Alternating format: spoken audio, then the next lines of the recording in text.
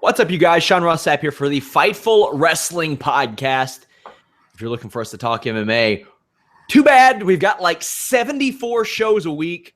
It is awesome. Showdown Joe with Elias Theodoru, the UFC. Sean Pearson, who left the UFC on a 3-fight winning streak.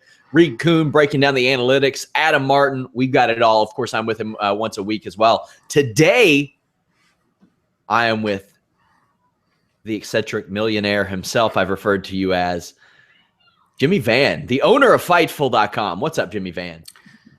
That was going to be the first question I was going to ask you today was what the hell is with this eccentric millionaire stuff? I got to give you a gimmick. Is that the gimmick? I got to give you a gimmick. I mean, I feel like Mr. Burns when you say that, eccentric millionaire. I noticed that you put it on Twitter, and I thought, oh, this is just kind of like a one-off. And then I caught some of the Raw review, and you said the exact same thing. I was like, eccentric millionaire. What the hell is that about? I got to give you the gimmick. I mean, maybe we can get you a – hey, I've got a replica $1 million belt that my wife bought me as a birthday gift, actually. Like, I'm not big into, like, just buying title belts, but that was my favorite of all time, and she got it. Maybe I got a deal for you. You can call me the eccentric millionaire, but then that means that you got to wear a strapless dress, and I'm going to call you Sapphire. I think we're ditching that gimmick. We're ditching the gimmick. Come on, I'm prettier than Sapphire. Well, I mean, you can keep the beard if you want. You don't have to lose that. Hell. You just got back from Vegas. I did. I just got back from Vegas yesterday, and I am running on half speed today. But for you, I'm here. For you, man. And today is actually my wedding anniversary, if you can believe it. Oh, man. And so I have to go for dinner tonight, even though I spent the last 3 days going out for every single meal. But for my wife, I'm going to do it. Sometimes you have to, you know how it is. You're a married man. Sometimes you have to compromise, you know? Sure. You actually had your trip delayed a little bit. I did. I have to actually give kudos to the Canadian government. You remember last week I was shitting on the Canadian government for their immigration policies, and I will continue to shit on the Canadian government for that.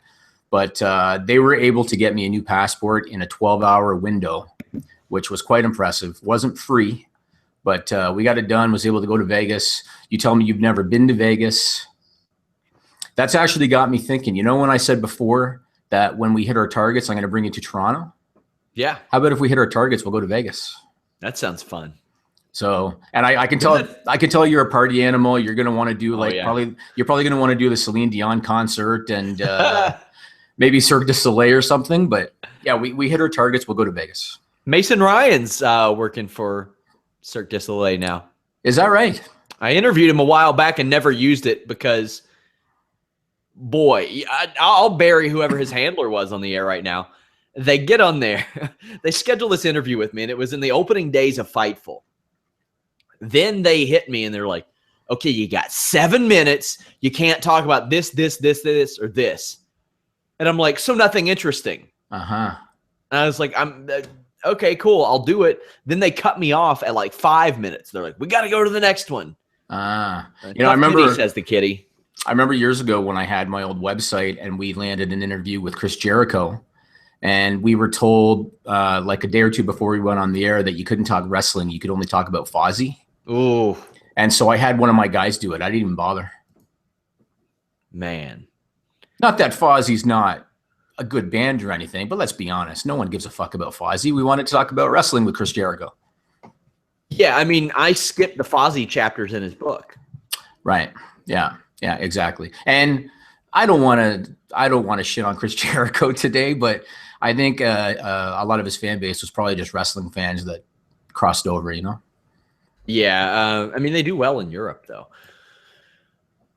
I'm heading towards San Antonio next weekend, hopefully in a Fightful shirt if Pro Wrestling Tees gets it to me on time, guys. You can go for a limited time, get a Fightful shirt, $15.99. We have it soft style. We have muscle tees. We have regular tees, long sleeve. The link is in the podcast description on Fightful.com. Until then, subscribe to us on YouTube, iTunes, Stitcher.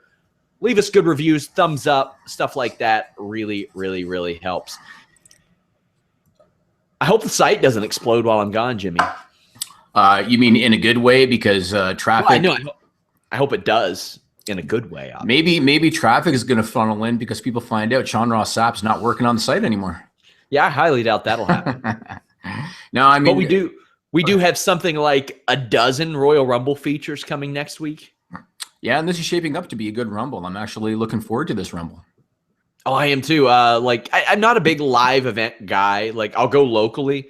I'm not a big travel a long way for a live event. I went to Nashville Night of Champions just to see Brock Lesnar wrestle. But this one, I'm glad I'm going to. The Rumble's always been on like my bucket list, and I can't wait to just go and have fun. And I get to watch Matt wrestle at Evolve. I'm excited about that too. Yeah, I'm still a little concerned that they're going to give a couple of those Rumble placements to the Cologne brothers. So I'm still a little concerned about that. But it's shaping up to look pretty good. I think they've only announced 20 people or something. So there's a lot of room left yet. How ironic that their last name is Cologne, because they are the shit. I swear, if they ever get, Future Endeavored and they decide to do the indies, if I was them, I would roll with that. I would create a shirt and everything. Because that would sell. You're telling me people wouldn't buy that? I would roll. They might. People are buying the Fightful shirt. I know that much. Oh, really? Yeah. We've sold at least one? Yes, we've sold several, actually. Oh, that's good. That's good. Hell of a deal. I got to send you the sales report at the end of the month, Make sure I'm not embezzling Fightful funds. I was going to say, where's the actual money going from these purchases? Well, I bought a Jeff Jarrett laser engraved guitar, Jimmy. With the proceeds from the Fightful.com t-shirts. I wish, but it's going to be right up there. By the way, guys, you can't see it, but I'm giving away that signed Rey Mysterio mask that I have no use for to a lucky follower of @FightfulWrestle, which is our Strictly Wrestling account. You can also follow @FightfulMMA for Strictly MMA as we head towards our site split. I am excited. Some people like that. Explain maybe the reasoning behind that, Jimmy. You know what? It actually started with Reddit is where it started. So when we started this website, and I was saying to Sean, where are some good places that we can buy traffic from? And he said, oh, Reddit is really good. Go to the Squared Circle subreddit and the MMA subreddit. And so we did, and we had a lot of luck with clicks. However, in the comments, we got shit on. And it was mostly with MMA fans. MMA fans, I don't think, respect pro wrestling. Whereas I think wrestling fans, even if they don't like MMA, they respect it. And so this is where this decision came from. There's still a lot of crossover fans. I mean, you and I both are crossover fans. And a lot of people that work for the site, even Matt Riddle and Elias, are crossover fans. But some aren't. And so we decided let's cater to everybody. Yeah, it's really hit or miss. Like I noticed a couple of years ago, especially when the Cena versus Lesnar thing happened, you had a lot of MMA fans and journalists that either came out of the closet with their love of pro wrestling or they just faked it. They feigned it just because it was the cool thing that weekend. Because if you remember, Jimmy, they billed it as the biggest fight of the summer. Right. And I think it was. I mean, that was a down year for MMA, but like Cena and Lesnar had that big fight feel. And you had like the 4 horsewomen in the front row and Ronda Rousey was there. It had a lot of crossover, even though Brock Lesnar hadn't fought MMA in a while. And sometimes you hit with that, sometimes you miss. One of my favorite things is when people say, because of the Fightful MMA podcast, I got into MMA. That makes me like so happy because Jimmy, you went out and got Elias Theodoru and Sean Pearson and Reed Kuhn, who's breaking down the analytics of MMA. Like people who have been there and done that can give you that type of thing. You don't see that a lot of other places. So. No, and I think the reason that, because it seems like boxing is kind of like the redheaded stepchild in this whole scenario. And I think the reason is that there just aren't a lot of entertaining fighters. I think a lot of fighters in boxing don't understand the importance of showmanship, whereas I think a lot of fighters get it. And I think that Dana White gets it more so than the boxing promoters do. I think the boxing promoters are very, very old school. And that's why guys like Conor McGregor crush it, because they understand the showmanship in the whole thing. That's why Floyd Mayweather crushed it, because he understood the showmanship in the whole thing. But I think if you look at it based on percentages, I think most boxers don't get it. And I think more MMA fighters do get it. And that's why there seems to be more of a natural crossover between wrestling and MMA versus boxing and wrestling. I think we're going to have an upswing for boxing this year because 2016 was kind of rough, but 2017 started off with a great fight that our own Carlos Toro was there covering live. He did some awesome work this weekend, but they got a lot of names coming back, like Pacquiao's back and Triple G's going to fight. And Tyson Fury wants back in, and Klitschko, and I love Deontay Wilder. So I think we're going to see a little bit of an upswing there, at least in the interest, because almost like MMA, it goes in those cycles. Like 2 or 3 years ago, worst pay-per-view year in UFC history, or at least in a while. Last year, the best. This year, you don't know what's up with Rousey. Jones isn't back till July. McGregor's not around. I think pro wrestling is going to reign supreme through these next few months, honestly. I mean, maybe in terms of eyeballs, but I think in terms of money, I mean, a low UFC pay-per-view still does a couple 100,000 buys. Yes. WWE would probably murder people for that.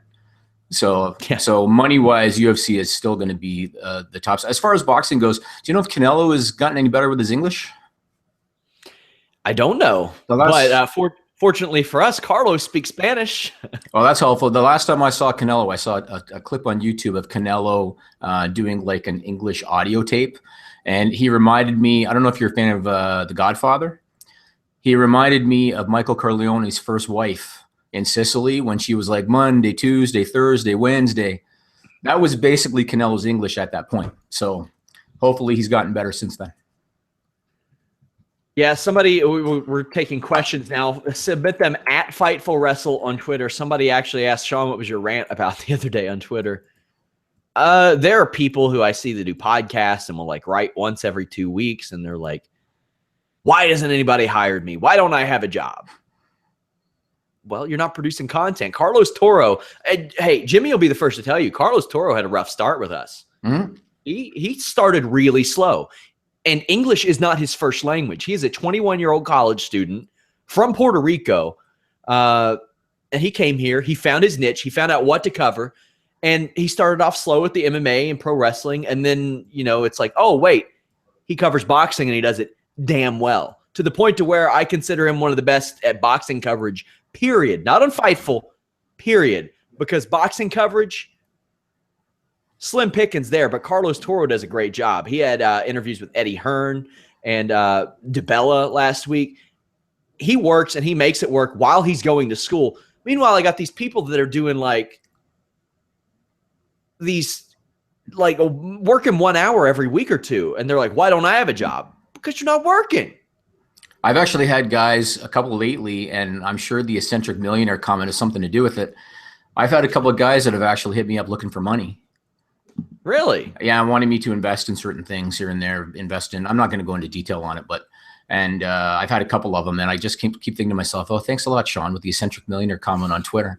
But when I think of Carlos, it makes me think of Paul Heyman when he used to say in the ECW days, you want to maximize the strengths or accentuate the strengths and hide the weaknesses. Yeah. And I've done that here in my company. There have been times where we've had employees that weren't working out in their position, and I'm on the verge of firing them, but then you find something else for them to do and they excel at it.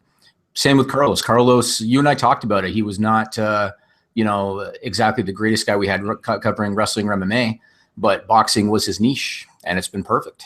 He's fantastic at it. Like, he covered the hell out of that event, everything surrounding it. And I think that him excelling at that has also made him better at covering wrestling and MMA. Because now if I need somebody to cover an article and Alex isn't around or David's not around, Carlos is like, I'll pick it up, and I can trust him to do that. And people like that make me happy. People like David Tees, who takes criticism and accepts it and work.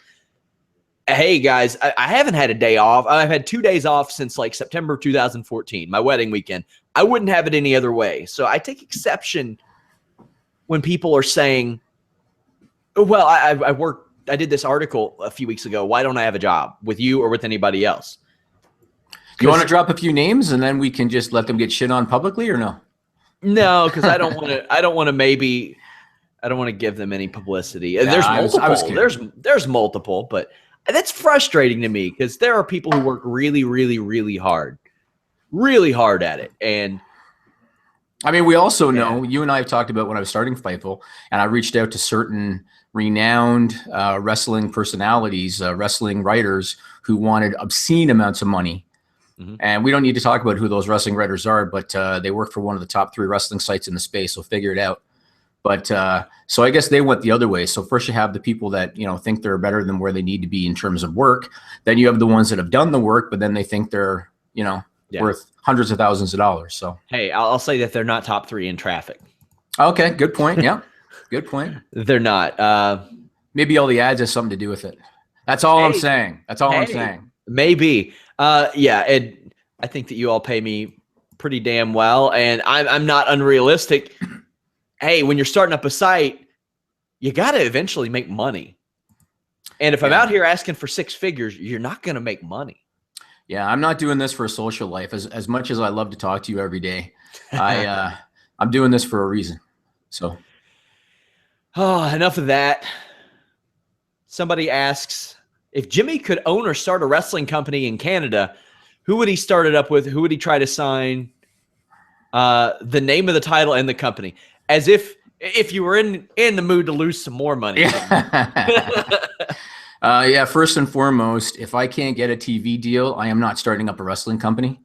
And so that's probably not going to happen. Although, you know what, if you want to really play the fantasy game, and if I was able to start up a wrestling company, I still talk every now and then to certain people that I know from the Canadians, like Cody Deaner. I still talk to him sometimes. Yeah. Angelina Love. I knew Bobby and I knew Eric Young. I don't really talk to them anymore, but there's lots of good talent out there. But yeah, no TV deal, no wrestling company for me. What if it were a Flow Slam situation? Flow Slam is not going to make money. You and I have talked about it. It's a flawed concept. But again, if you want to be a fantasy world, then again, I'd probably go after some of the people that I know and that I can trust. But Flow Slam's not going to make money. As we mentioned last week, we have a pretty good roster just on the podcasts. It's true. I'm actually, you know what? I heard Stefan Struve went down. Is that true from the Halifax card? Yes.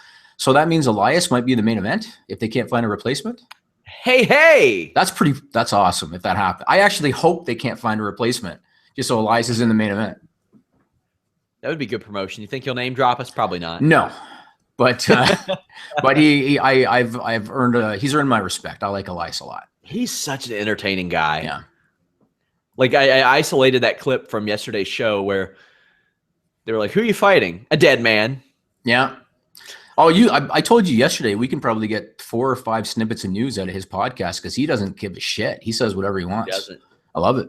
It's awesome. And Sean Pearson, once he fixes the wiener cam, will be. Yeah.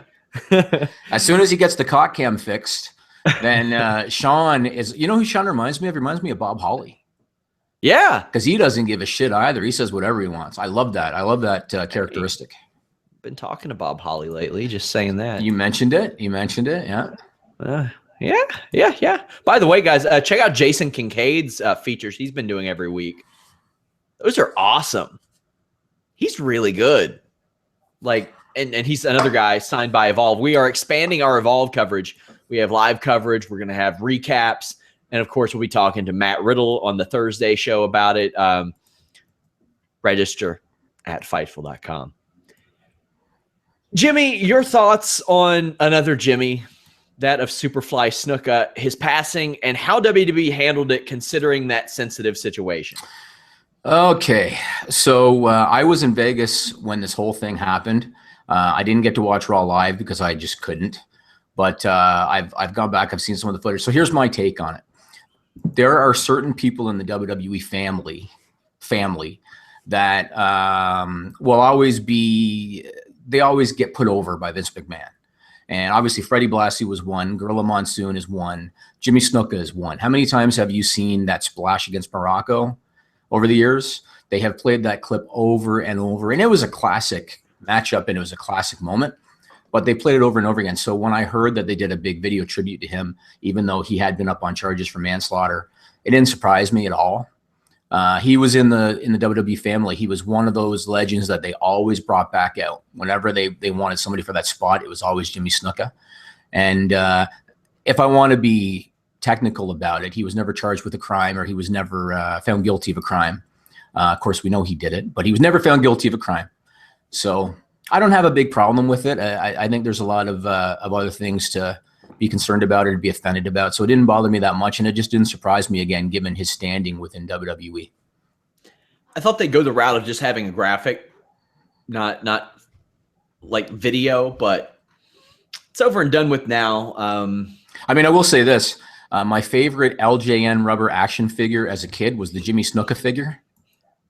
And I used to drop headbutts on everybody with that figure. I mean, Snuka in his prime was amazing. He was the first guy to go off the top like that. He was jacked up like nobody else. I heard that he had quite a temper on him backstage, probably for related reasons. But he was a classic character. He wasn't an in-ring technician, but he was before Hogan. He was their biggest star, for a while. What's your favorite LJN figure now? As you know, I have the entire set in the package. And my favorite one now, that's a hard question. I was always more of an old school guy. So maybe like, the Andre the Giant figure was like that big back in the day. So, and Andre was the first one I ever got. So I'd probably say Andre the Giant. I had a Hillbilly Jim one and a Macho Man Randy Savage because those were a little before my time, but I thought they were awesome. You had Hillbilly Jim because you live in Kentucky. And didn't you tell me, you said Mud Lick is close by? There are 2 Mud Licks. The one that he's billed from is like at the bottom of the state, but there's one like 15 minutes from right here. How many horseshoes with a chain do you have in your wardrobe?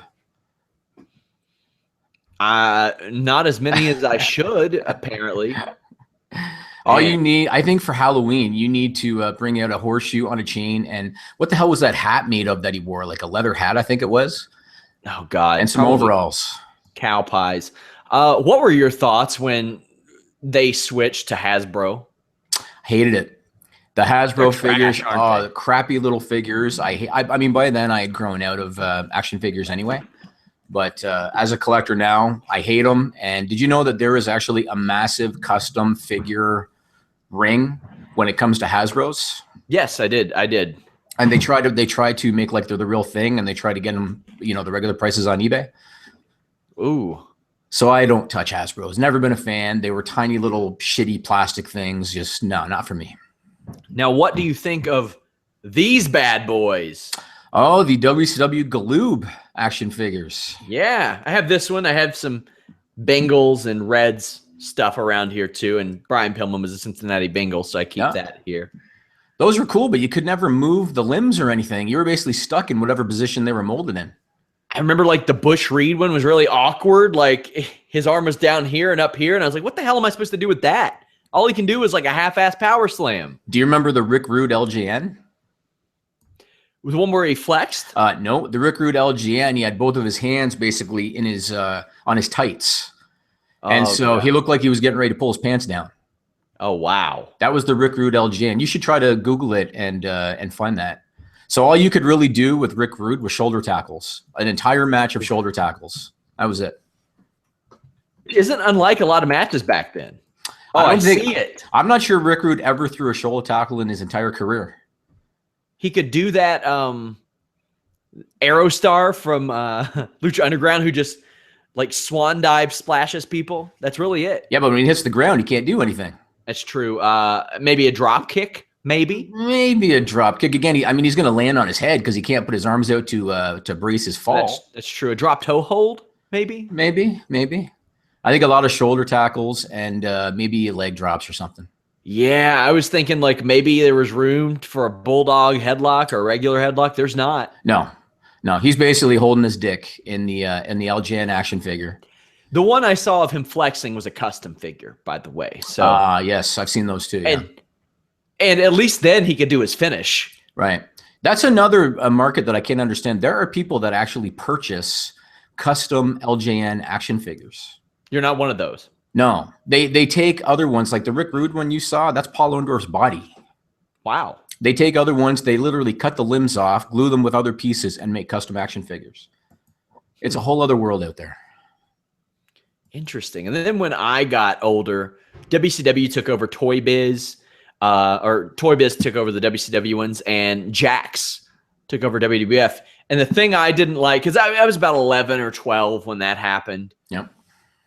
They were no longer compatible. At least the Hasbro and Galoob ones were somewhat compatible. You could like have them go against each other. But the WWF ones were always weird. Like they had the spring arms or like the little jumpy things. It's really weird. Now, when you say you were little, this all happened. I mean, aren't you only like 19 or 20 now? I'm 31. Man, the must be vitamins in the water down there in Kentucky. Yeah. I found out that Jeff was in his 40s. Oh, really? Last night, I had no idea. I'm also in my 40s. Wow. I figured as much. Oh, thanks very much. Oh, come on. Well, I mean, you were writing about wrestling in 98, 99. I could have been a good writer at 6. You could have been. It's possible. Jeff threw his hat in the Mary Anna Bauer to get her a green card ring, which is filling up quicker than the Royal Rumble at this point. That would be quite the... I'm not going to comment on that. I'm just going to say that's good. Check out Most Ridiculous with Anna Bauer. She makes her Royal Rumble picks this week. One of my favorite segments that we have here at Fightful.com. What other... okay, so I'm confused. You still collect the LJNs, right? I've got the whole set now in the package, so I am done collecting. Yeah, I was going to say, it can't evolve from there anymore. I actually went after, do you remember the AWA Remco action figures? I don't, but I'm going to Google them. They preceded the LGN line, if you can believe it. And so I went after that set, and I now have just about all of it in the package.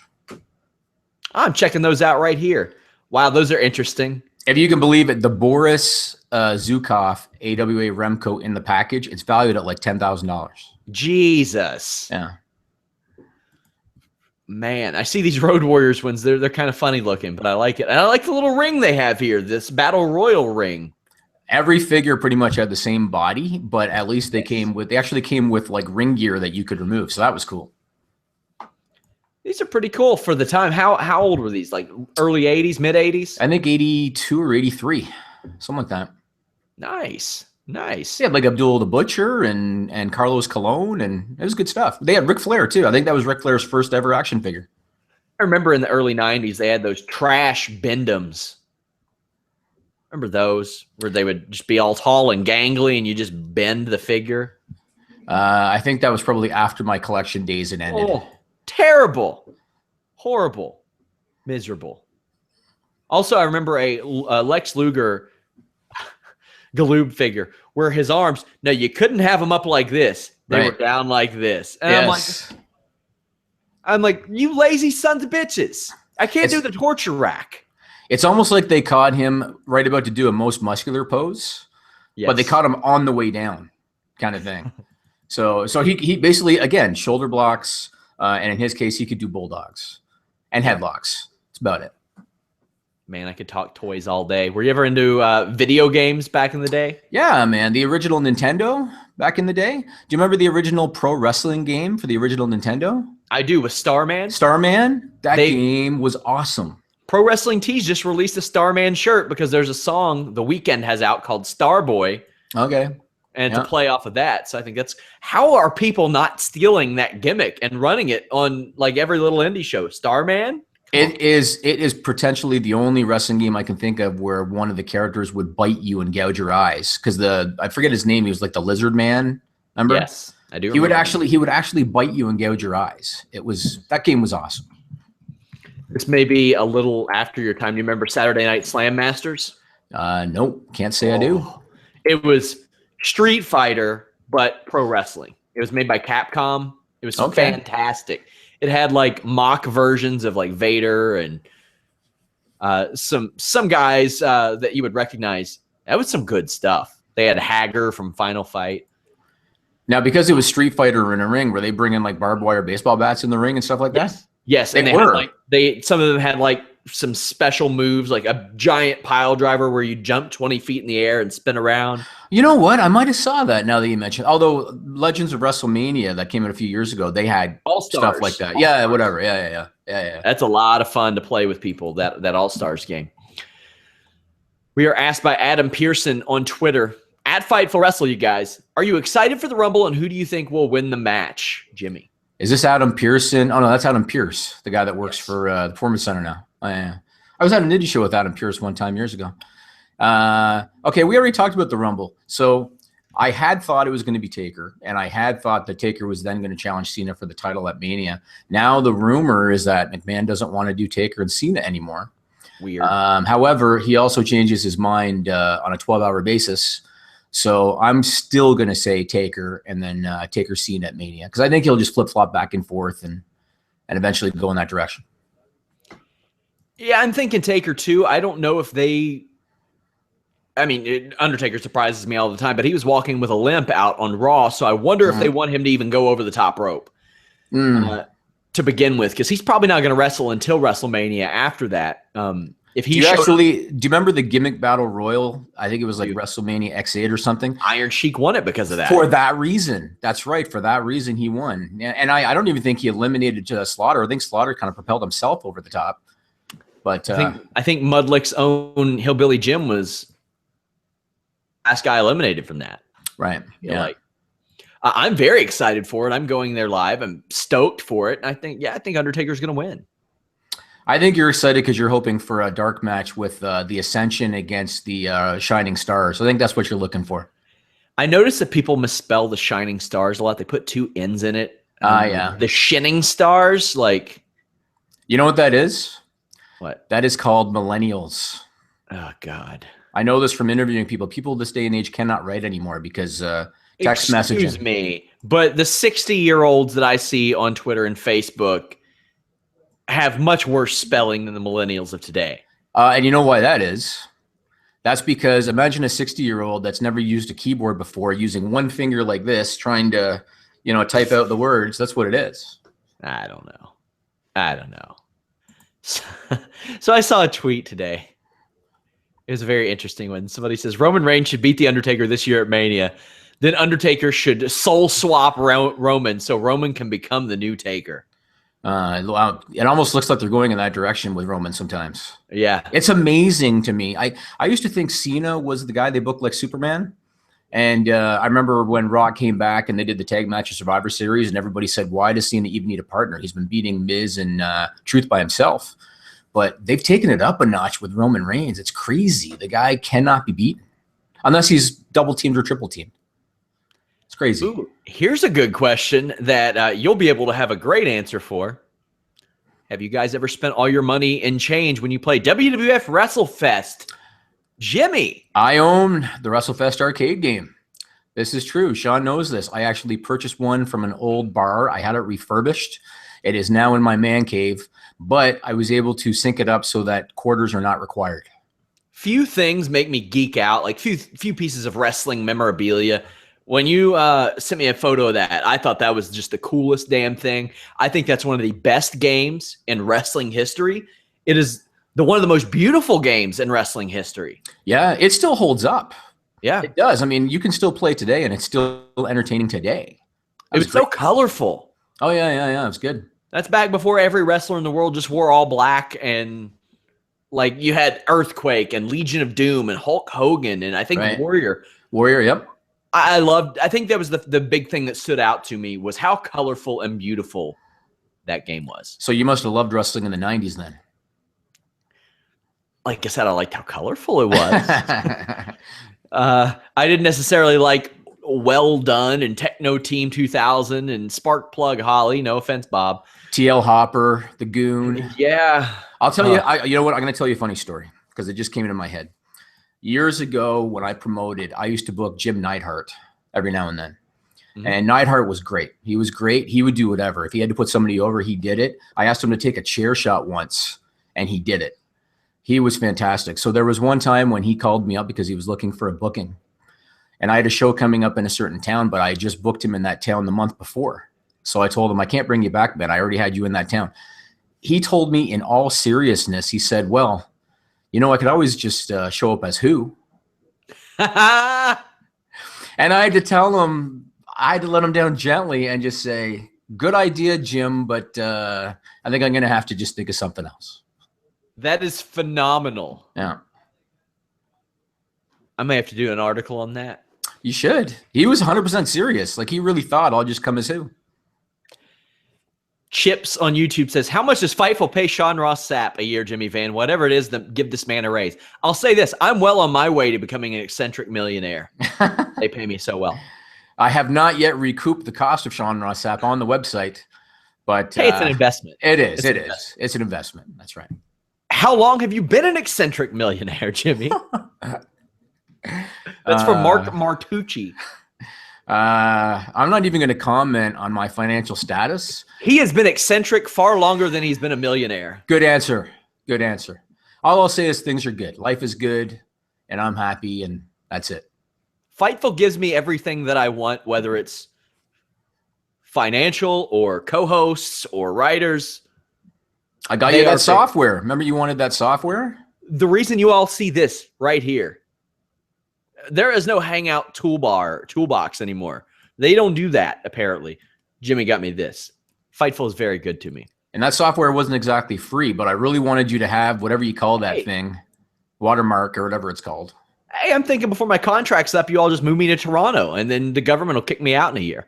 You know what? I would do that, but I would only do it if you came here in February.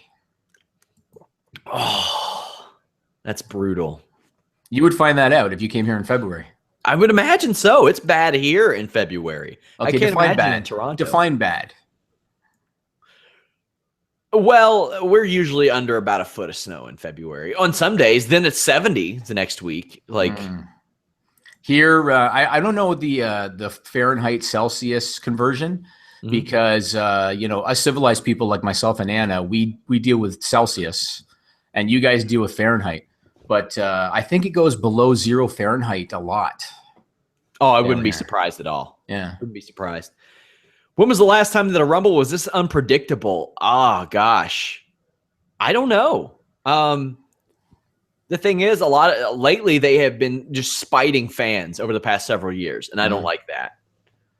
Yeah, and I mean it's unpredictable in some ways, but it's also predictable in some ways because you look at the 30 guys in the Rumble and you can discredit 25 of them pretty much every year. Every year you can get it down to 4 or 5 guys, and one of them is going to win. And this year's no different. But I love the fact they've stacked it. And it's going to make for some interesting moments. It's funny that I was talking last week about how I'd love to see Brock and Braun, and now they had to stare down on Raw. So I'm sure they're going to do something in the Rumble. I'm sure they're going to have a minute or two together. Stephen Bell on Twitter actually points out, I know that tweet was a joke, but that was the original idea for the Undertaker character, that his power was transferable. It was discussed in a 1997 issue of WWF Magazine that featured a rare Taker interview. That is a hell of a find. So you're telling me that he could transfer his abilities to the Undertaker or to Roman Reigns? So that Roman Reigns could come out and lift his arms and the lights are going to come up and all that? Yeah, I mean they look quite a bit. He looks like a Samoan Undertaker from back in the day. Yeah, he does. He's 5 inches shorter. Yes, but probably more than that. Yeah, but he's also way more muscled up than Taker ever was. That's also true. So, yeah, let's see. Where's this next question at? I want to ask you a question. Sure. I'm going to turn the tables a little bit. Heard today that Michael Cole is going to transition to a backstage spot with WWE. I want to ask coming on that actually. Yeah. Now I wanted to ask you, do you think that this was another one of those Vince McMahon decisions where he thinks, oh, he's just getting too old and he wants to plug in somebody younger? I think it's a Michael Cole decision more than anything. So? Yeah, because for all the flack that Michael Cole gets, Michael Cole has taken Corey Graves under his wing. He brought in Mauro Ranallo. Mm-hmm. He brought in a guy that he knew is so renowned that people would be calling for this guy to replace him. I think that's probably why SmackDown has a 4-man booth right now. They're probably trying to prime somebody for Raw. I thought that they were looking to push Mauro out. I think if they wanted to push Mauro out, he'd be gone. You think so? I think they just shit can him. I feel like they got Tom Phillips in there because they wanted to groom him for SmackDown, because you see Mauro doing all of this non-WWE stuff, and I realized when they hired him, they knew that. Mm-hmm. But I look at that and I just think to myself, you know how Vince is, and you saw that Vice.com article where they were talking about how fickle Vince is, and 1 month you're his MVP and then the next month he doesn't need you anymore. Yes. And I look at a guy like Mauro and I think to myself, he goes against what Vince McMahon likes as far as somebody having outside interest the way he does. Yeah. So when I saw Tom Phillips come into SmackDown, the first thing I thought of is they're going to groom him and then they're going to kick Mauro out. And NXT got their commentary was so bad for their play-by-play guys were so bad for a while. I can't remember how many moves were called as I'm like, man. And David Otunga still does that. What a maneuver! Yeah, just call the damn move. It's not hard. Yeah, I'm actually not a fan of the SmackDown ring announcer that came from NXT. Mm-hmm. I find he sounds so excited about everything. That guy's just. You don't want people excited to be there? He's so excited. There's like no place he'd rather be in life every time he calls a match. I actually really like Brandy Rhodes a lot. I thought she was pretty good, but she did what she had to do. I thought she was good too. Yeah, I thought she was good. Liked her. Regarding the unpredictable thing, originally I thought that Elimination Chamber in February idea bad, but it makes the Rumble a little more unpredictable, I think, because you could always have a situation where Randy Orton wins the Royal Rumble and somehow Bray Wyatt emerges out of the Elimination Chamber with that title. So I've kind of stepped off of that a little bit. Maybe they've done crazier things in this world. And someone says, the thought of having what are your thoughts on having Daniel Bryan's theme hit at number 30 and having The Miz come out instead? No, because they're not going to put that kind of heat on Miz when they can't have the payoff match. Yeah. I mentioned the only way that I would do like something like that is if The Miz did like an open challenge at WrestleMania and then Daniel Bryan came out, Miz turns around, kisses Maurice, then Daniel Bryan immediately puts him in the yes lock. No bumps, no damage, nothing like that. It's a way to put a bow on all that, but still have The Miz have a legit reason to be just livid at Daniel Bryan every single week. Right. I mean, it's always possible. I mean, they had the so-called match with Bret Hart when he couldn't take a bump and looked horrible, and I'm sure he regrets doing it. So anything's possible. I mean, Bryan's still in great shape. He takes care of himself. Yes.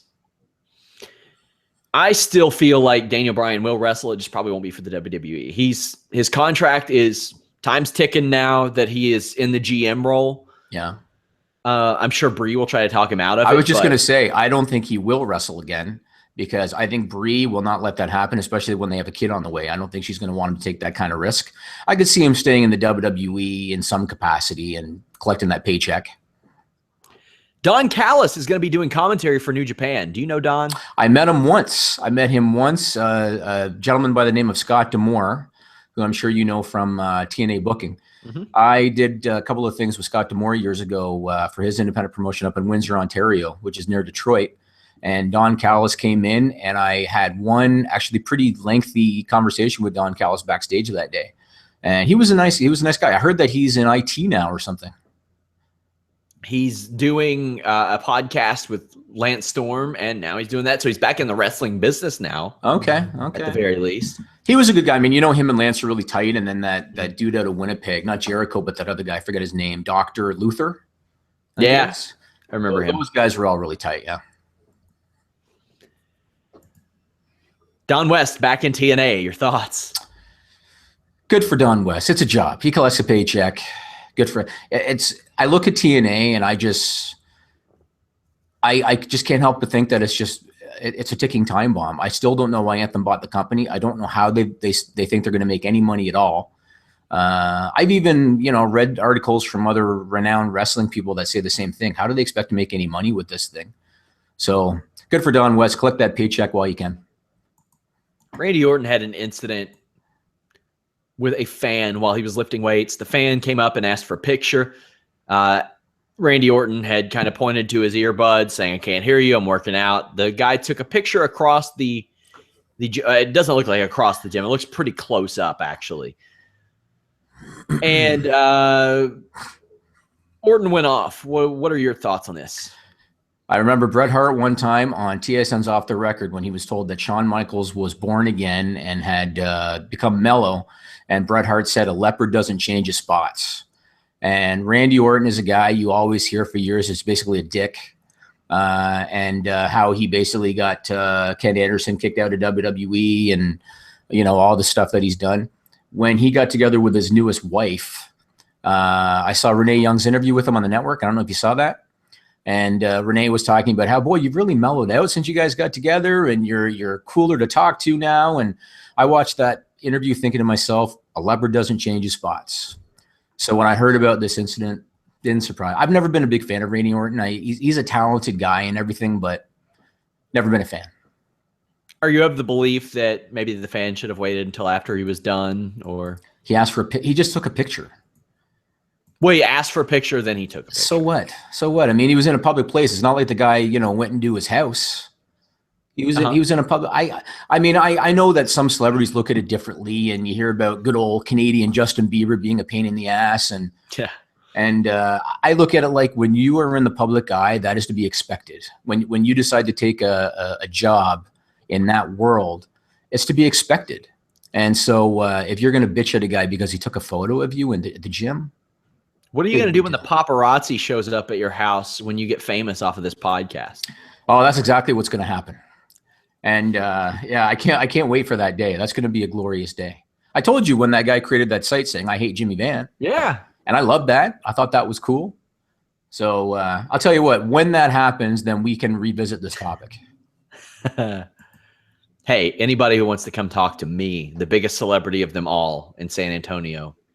I think in Kentucky, you very well could be. I forget the name of your town, Bullbuck, Kentucky. You might be the biggest celebrity in Bullbuck, Kentucky. I'm far from it. George Clooney is from here.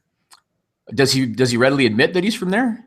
Yes. Oh, he premiered a movie at the same place that I did my wedding. Like I did my wedding at an opera house here, and he premiered a movie there. Also, we have former NBA player Darius Miller. He was a part of the Kentucky national championship team. We had a Miss America from here.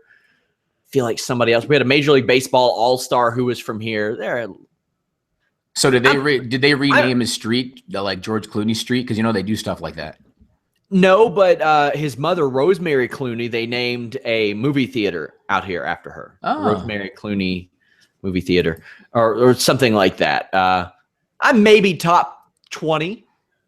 You're definitely legendary. I want to see SRS Boulevard at some point.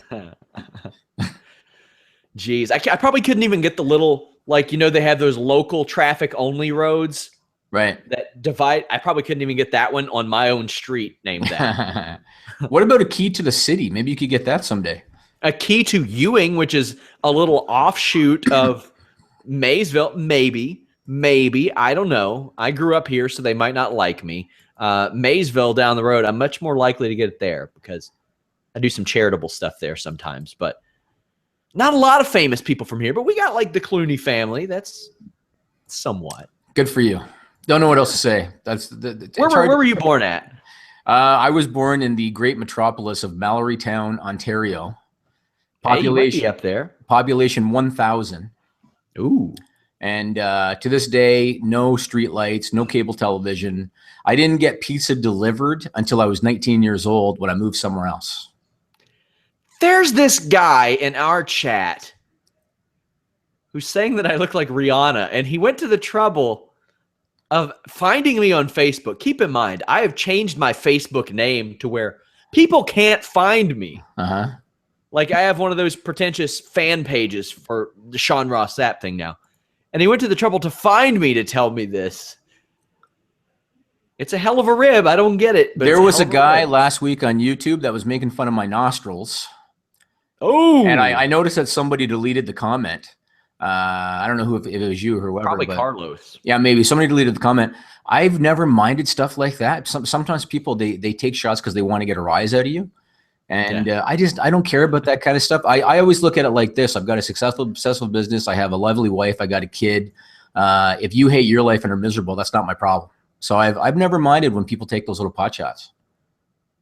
I used to be very much a negative person like that. Then I was like, you know what? If you work hard, you're good to people. So you were the one that made fun of my nostrils. It was you. Yeah, I mean, to be honest, I've got a deviated septum and I'm jealous. I want to be able to breathe a little bit better. I want those big ass nostrils you have, Jimmy. Thank you. It's not fair. You want those eccentric nostrils. You're breathing that crisp Toronto air all the time. Oh, it is so crisp. And pollution free too. I bet if you go for a run, the air in Toronto, afterwards, everything feels a lot colder in your lungs after a run. I'm at the age now where I don't run for anything. I think even if there was a guy behind me with a knife, I would probably try to just talk him out of it. Speaking of confrontations, on Friday's show with Shane Helms, guys, we are talking backstage fights, many of which Shane was in or personally witnessed. That's going to be a lot of fun. Did he talk about the buff water bottle? He sure did. And I saw your little preview thing. He talked about Booker and Batista as well? He talked about Booker and Batista. We talk about him and Jericho. We talk about him being front row for Goldberg and Jericho. Oh, interesting. Interesting. I might want to see a preview clip of that one if you can shoot me a link to that one. Yeah, definitely. The reaction to Daniel Puder and Angle backstage. Okay. The Dicks, you remember them? Yeah, vaguely. Well, one of them cried and punched the other one. There was a fight there. Bob Holly, Rene Dupree, the Guerreros versus everybody. Like the Guerreros had this weird thing where they would try to fight like Charlie Haas and Kurt Angle in the Big Show. Right. Then let's see, Sheamus, Yoshitatsu, Joey Styles, JBL. Flair. That was a good one. Joey Styles and JBL. Yes. JBL was such a dick back then. That was glorious. DDP Steiner, Goldberg and Evan Courageous. Oh, really? Wow. Yeah. We got the goods over on that Shane Helms Fightful podcast. Let me get your thoughts on something. Yeah. Just talking about backstage altercations, and you talk about Bob Holly. I want your take on this. You remember when Holly did Tough Enough and he roughed up that kid? I forget the name of the kid, the one that ended up getting Matt Cappotelli. Yes. And then Matt Cappotelli afterwards was crying and saying that he didn't know if he wanted to do it anymore. What was your take on that whole thing? Do you think Holly was right or wrong? Did Cappotelli get a concussion from that? I don't recall the concussion. I just remember that he was crying and wanted to leave the show, and Al Snow had to console him and all that. He later, I just looked it up. Later on, like a couple years later, Holly gave Cappotelli a concussion. If he didn't get one then, right, you suck it up. I did a seminar with Billy Robinson. He trained Kazushi Sakuraba and Josh Barnett. Mm-hmm. And I was in bad shape. I was 3 months off of a car wreck. I didn't think I would ever wrestle again. I just wanted to go for the experience. He had my wrestling coach who had something to prove there. He wanted to endear himself to the great Billy Robinson. Suplexed me, I think, 25 times in a row. Oh. You just shut the fuck up and take it. What kind of suplex was it? Like a variety? It was a double underhook suplex. Every time? Every time. On thin mats. When that Bob Holly thing happened, and if anybody hasn't seen it, you should go on YouTube and look it up. I might have been in the minority, but I had no problem with it. And the reason I had no problem with it was that, number one, those Tough Enough kids were all joking around in the ring before he got in there. They paid no dues either. That too, but they were also like because they were having a match and they were joking around while they were having the match. It's number one. Number two, wrestling is, as you know, such a tough racket. And you're on the road 300 days a year and you beat the hell out of your body, and they don't make a ton of money unless they're at the very top. It's such a tough racket. I think Bob Holly did that, number one, because he was pissed off that they were joking around. And number two, he wanted him to know this is a tough business. You think you're going to just become a star and make millions of dollars. It's not like that. So I had no problem with it. And I remember, I think in Holly's book, he said that a few years later, John Morrison, who was friends with Cappotelli, went to him and said that he understood why he did it, because now Morrison was in the business and knew how tough it was. Hey, I think I was 17, 18, 19 when it happened, I sympathized with Matt Cappotelli. I was a kid who wanted to become a wrestler eventually. Right. And I was like, God, I don't want that to happen to me. Yeah. And then as I got older and I could take care of myself, I was like, well, okay, let somebody try to take advantage of me in a situation like that. I'll see what I can do. And then I watched Tough Enough back recently, and I was like, yeah, they're being kind of disrespectful. And if he had got a concussion off of it, I understand him being upset, especially knowing what we know now. Mm-hmm. If he didn't, well, that's the cost of doing business sometimes. Yeah. Go ahead. I can't recall Holly throwing him hard or anything. I think it was just kicking him in the corner a little bit. Yeah, I'd have to watch it again. Yeah. Yeah. Also, I think Rene Dupree had it coming. Oh yeah, Renee, that was a classic one. There was a girl that was on, I believe she was on maybe one of the last Tough Enoughs, this girl named Vula, and she was from Toronto. I don't know if you remember the season when they were learning to take forward rolls and she kept falling on her head.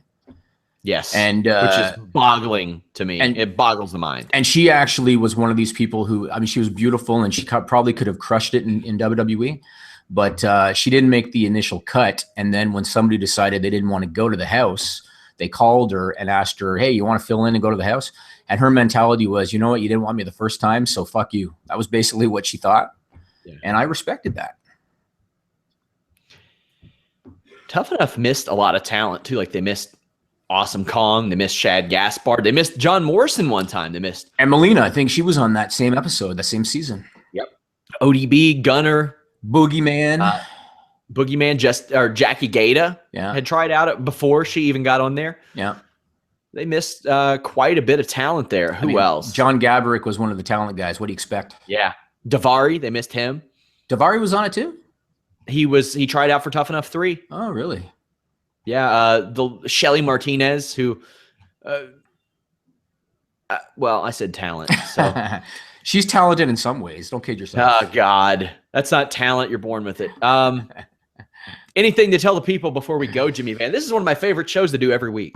You know, this was an interesting show because we didn't talk about anything. And yet we still talked for an hour about... I've covered Raw and SmackDown. I've covered at length. I don't have a whole lot to say. Again, stay tuned for the brand split. We're working on it. I actually just hired a new girl that's starting a week from Monday, and she's going to be helping with all this stuff. So we're going to finish the brand split. Will her and Lindsay have a rivalry? Well, they're going to be working together, so I guess we'll see what happens. Maybe it's going to be a tag team that turns on each other. No, it's got to be the Shane Stephanie thing. You got to make them work together to work against each other and breed competition. I'll tell you what, you and I will talk about it. We'll try to figure something out. But I want to get the brand split done, and I'm looking forward to that Helms podcast now that you're talking about the stuff you guys talked about. Oh, it's fun. I'm going to do a little editing on it, and I'll send you a link. Now, I'll say this. For the brand split, we have some versatile guys. Needless to say, me and Showdown Joe are the GMs here. Who would I take first in that draft? Now, are you only representing Fightful Wrestling? Yeah, but maybe I want to take somebody from him to hurt Fightful MMA. Oh, that's what you're thinking. That's what, you know what? Elias Theodoru. He would be, I've become a fan of his quickly because, again, he does not care what you know what I love about him? He is currently in the UFC. Like, he is a current fighter in the UFC, and he doesn't care about talking shit about the UFC if they do something that he doesn't agree with. How can you not respect that? I do. So I've become a fan of his very quickly. Plus, he's a fan of wrestling, so I can use him for that as well. And I think that Joe is too much of a straight man, like, to pick Matt Riddle. So I think if Joe's the straight man, what does that make you? I'm a comedic guy. I can make that work. I was going in another direction with that, but oh, come on, grow up. But I think I could skate by and get Matt Riddle in the second round just to outsmart Showdown Joe. I think that you are over with Matt Riddle. I think you are. Yeah, Matt's a good dude. He actually seemed like he was disappointed that you were going to skip out on him in San Antonio. So he's a fan of Sean Ross Sapp, I think. I'm going to that show all by my lonesome. Like, I've never been to a wrestling show by myself. I mean, I know several people who are going to be there.